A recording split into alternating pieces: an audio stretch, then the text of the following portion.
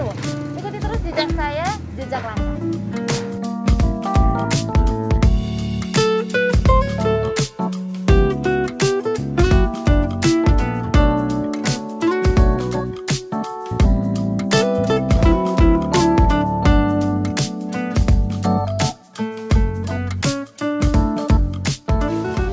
Halo, Verona, selamat sore.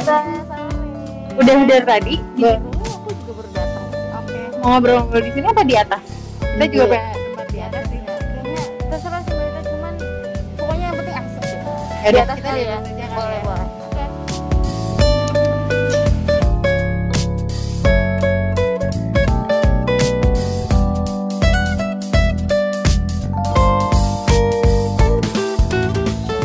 Ini asik juga ya, di atas lebih sejuk tempatnya. Di bawah juga sejuk, cuman dia lebih sejuk lagi. Ini ngomongin kopi Bude Pade ya Mbak Lita. Apa yang bikin Mbak Lita pengen bikin kopi Bude Pade? Berdirinya tuh karena apa sih?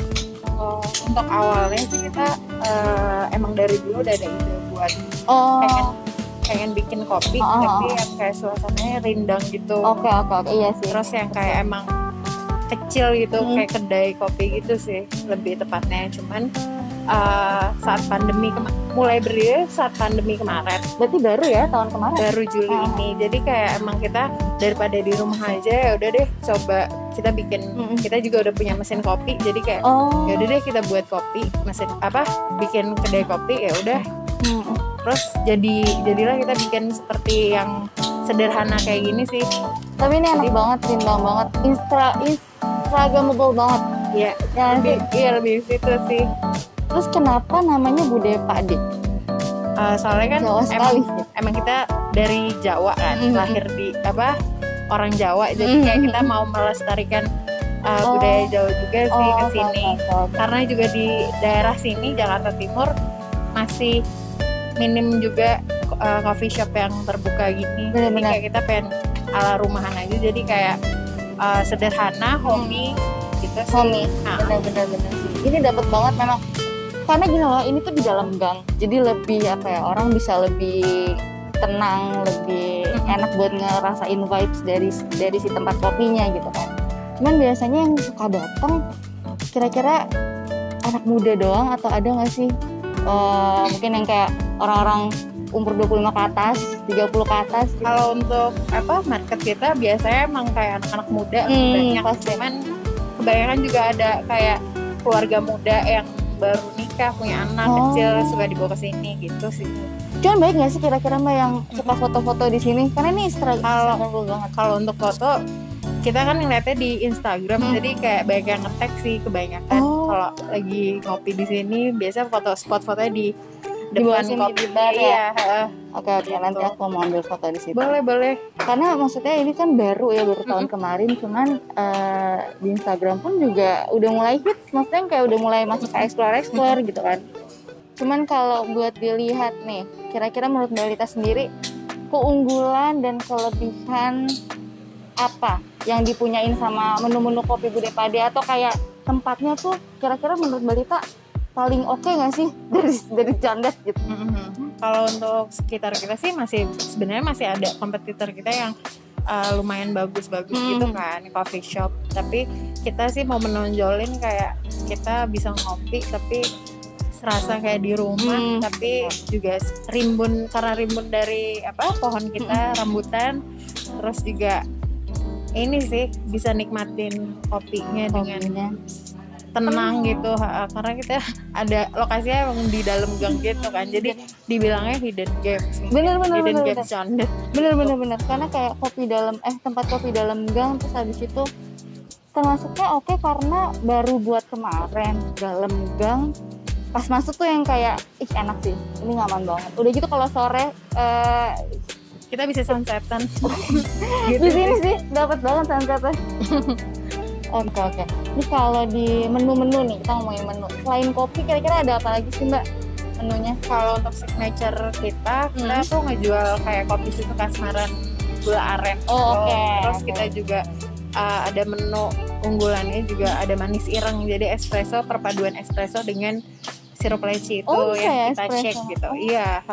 Terus Oke, juga oke. ada menu barunya nih, kita ada aren boom. Jadi kayak kita mau serving buat customer kita dengan experience servingnya itu. Jadi kayak kita nanti ada chef kita barista kita ya untuk nge-serve itu langsung ke ke customer. Jadi iya. di depan customer diperlihatkan terus espressonya masuk ke dalam minuman. Oke. Oh ya.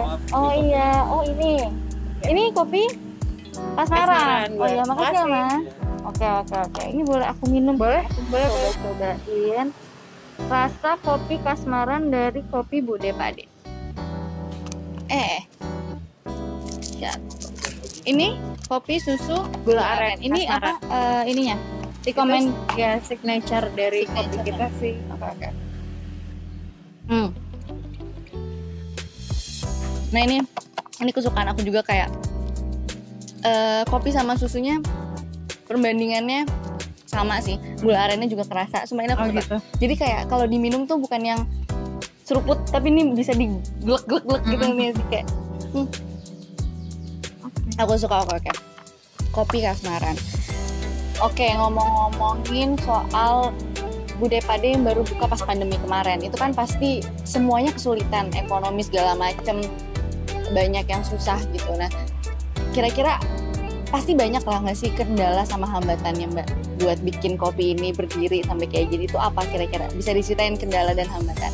Kalau untuk kendala dan hambatan tuh di awal kita sih sebenarnya nggak ada ya, cuman tapi pada saat diberlakukan PSBB itu pas saat kita running, operasionalnya running, tapi pada saat itu PSBB berlaku kan untuk yang awal. Nah kita mau nggak mau kita closing dulu for a while, tapi kita tetap ngencengin di online ordernya. Jadi kita pakai mungkin Gojek dan Grab dan Tokopedia juga. Oh gitu, jadi online-nya tetap masih jalan, cuman memang nggak bisa dine in aja lah ya. Iya gitu. Dan ini itu berapa lama ya Mbak? Itu kira-kira bisa sebulan lebih lah. Sebulan itu nggak open buat dine in ya? Iya, jadi for takeaway aja sih sama online. Takeaway misalkan aku datang buat beli itu nggak apa-apa? Nggak apa-apa, itu bisa. Jadi untuk capacity di sini kita nggak sediain untuk dine in-nya gitu. Itu aja sih. Cuman berarti ya maksudnya kendalanya masih sekitaran karena PSBB gitu lah ya. Iya betul. Cuman untuk bangun kopinya ini sendiri dari misalkan bikin konsepnya segala macem itu nggak ada kesulitan juga? Enggak sih, karena base-nya sih aku ini sih konseptor juga, graphic designer. Jadi untuk ngebangun itu mudah aja. Jadi kita kayak in-house sendiri semuanya. Oke. Nah ini aku mau punya pertanyaan penting juga buat teman-teman di rumah. Karena bikin usaha tuh nggak mudah, nggak semua orang juga bisa bikin usaha. Kira-kira ada nggak sih Kak tips and trick buat milenial, mungkin buat aku juga terutama, biar bisa bikin usaha yang dari awal tuh gimana sih enaknya? Bikin konsepnya dulu kah atau kayak ya udah nekat aja? Sebenarnya sih itu bisa semuanya bisa dijadiin satu, karena kayak modal nekat juga pasti ya. Tapi modal nekatnya bukan yang kayak kosong, tapi kita harus ada isinya, kayak kita harus udah ada konsep, kita udah ada hitung-hitungannya gitu. Kayak market research-nya semuanya sih, kayak kita harus research semuanya, jadi biar kedepannya jalannya enak, biar kita juga tahu market kita siapa gitu sih. Cuman lebih awalnya tuh lebih menunjukkan ke marketnya ke siapa, atau kayak lebih ke planningnya kayak gimana, marketnya bisnis plan-nya sih yang awal banget kita harus garap tuh bisnis plan pertama itu ya. Baru abis itu konsepnya ntar lah ya nomor 2 gitu kali ya. Oke. Jadi buat teman-teman berarti awal pertama ya udah itu bisnis plan, hitung-hitungan dulu kira-kira kalau segini gimana, marketnya siapa aja yang dituju, audiensnya gimana ya sih. Betul. Oke, baru konsepnya. Oke. Selanjutnya nih, kalau misalkan prospek menurut Dalita, prospek coffee shop kedepannya gimana? Apalagi nih saat pandemi, kayak karena gini, tempat kopi itu kan tempatnya orang-orang nongkrong, sedangkan pandemi ngebikin kita jadi untuk jauhin kerumunan otomatis sudah nggak bisa nongkrong dong. Nah menurut Mbak Rita kira-kira kedepannya tempat kopi ini tetap bisa jalan nggak sih walaupun ada pandemi?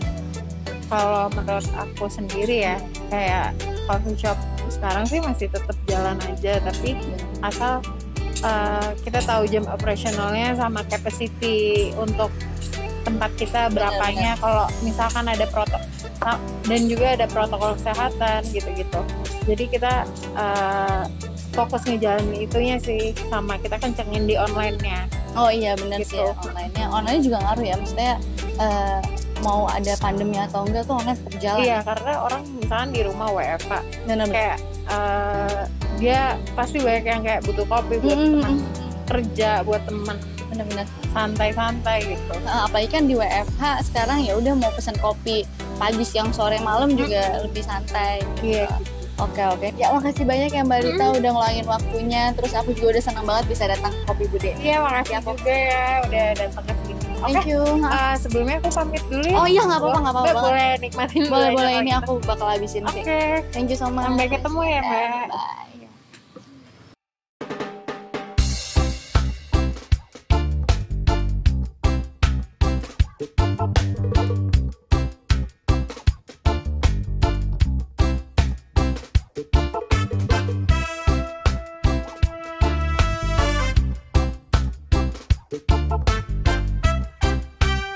Nah, pemirsa, baru aja kita habis ngobrol sama Mbak Rita, pengusaha muda milenial yang mendirikan Kopi Bude Pade. Semoga Kopi Bude Pade bisa terus berjalan sukses, dan buat teman-teman calon pengusaha muda, kalian juga harus semangat dan berani mencoba. Saya Rona Firda, dan sampai jumpa di jejak langkah selanjutnya.